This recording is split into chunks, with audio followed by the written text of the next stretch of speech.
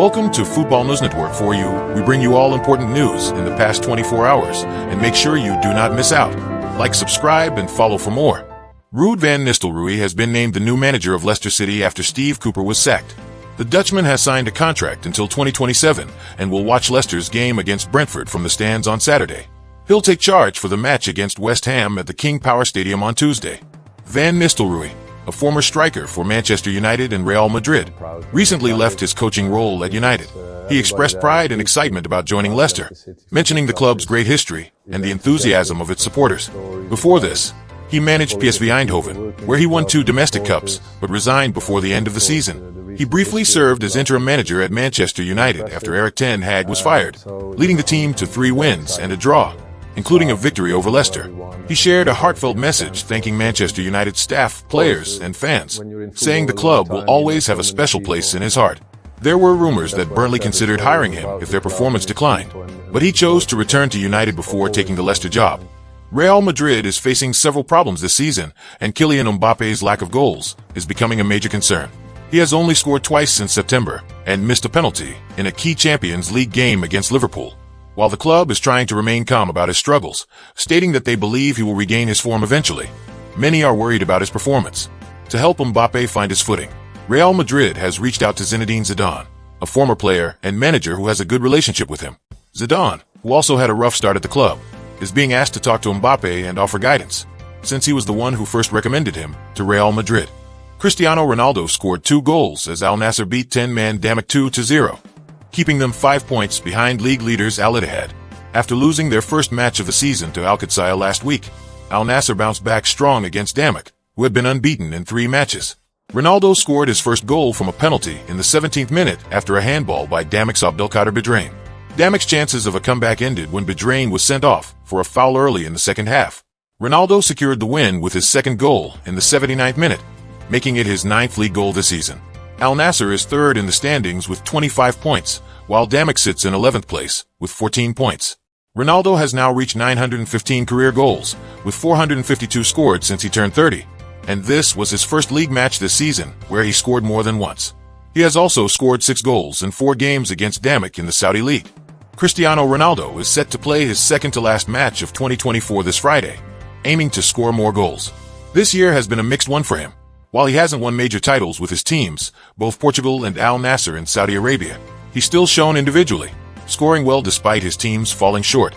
Al-Hilal has been particularly strong, making it tough for Al-Nassr to win.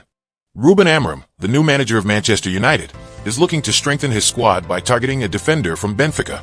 He's trying to implement his preferred 3-4-3 formation, but is facing some challenges with the current players.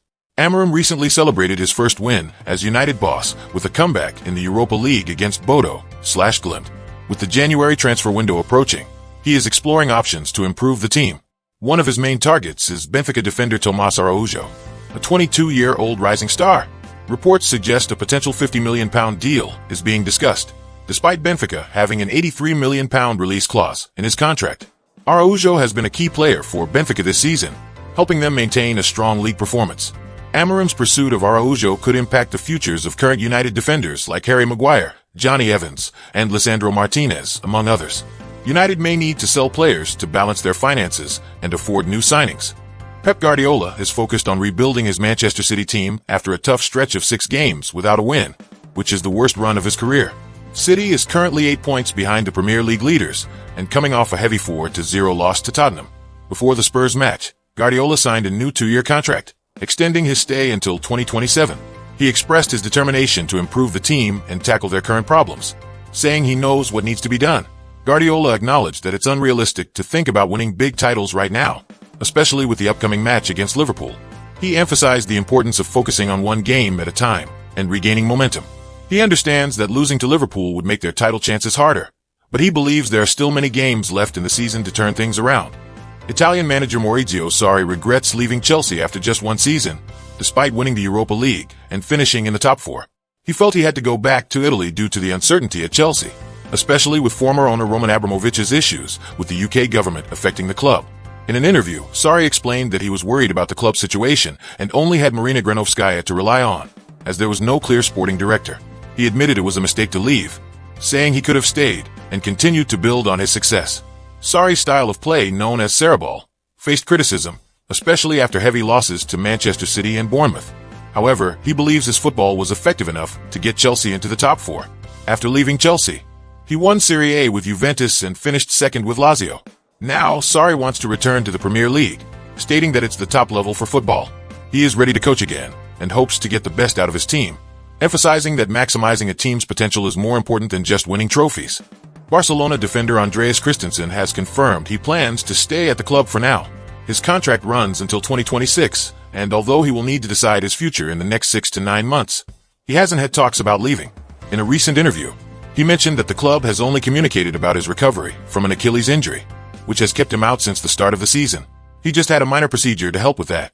With Pau Cubarsí and Íñigo Martínez performing well in his absence, Christensen knows it will be tough to regain his starting spot. He remains determined to return to action and play as many games as possible, but he acknowledges it will be challenging. While he has played as a defensive midfielder in the past, he prefers to play as a central defender, which is likely where he'll focus during his comeback.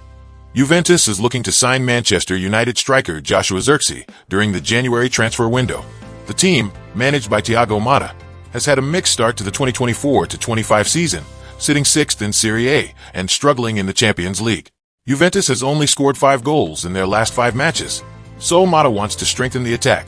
Zirkzee, who joined United for £36.5 million from Bologna, is seen as a key target because he performed well under Motta at Bologna, winning the Best Young Player award last season with 11 goals. However, Zirkzee has had a tough time at United, scoring only once in 18 games. Juventus wants another striker to support Dusan Vlahovic, who is currently their main scorer with 9 goals. Juventus sporting director Cristiano Ronaldo is exploring a possible loan deal for Zirkzee, but it's uncertain if United will agree. Ronaldo recently met with Zirkzee's agent while Juventus was in England, and they hope Zirkzee's desire to play under Motta again will help make the move happen. Juventus will play Lecce in Serie A on Sunday and then face Bologna next week.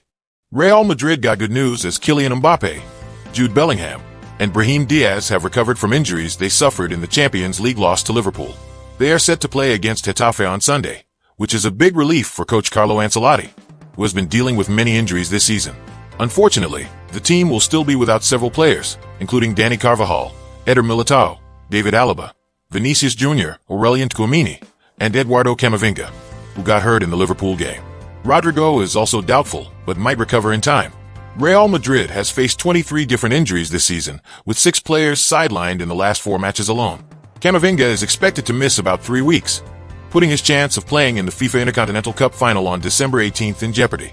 Vinicius Jr. is also aiming to return for that final after a similar injury. Meanwhile, Madrid has a busy schedule ahead, with matches against Getafe, Athletic Bilbao, Girona, Rayo Vallecano, Atlanta, and Sevilla before the end of the year. At least having Mbappe, Bellingham, and Brahim back helps ease some of the pressure on Ancelotti.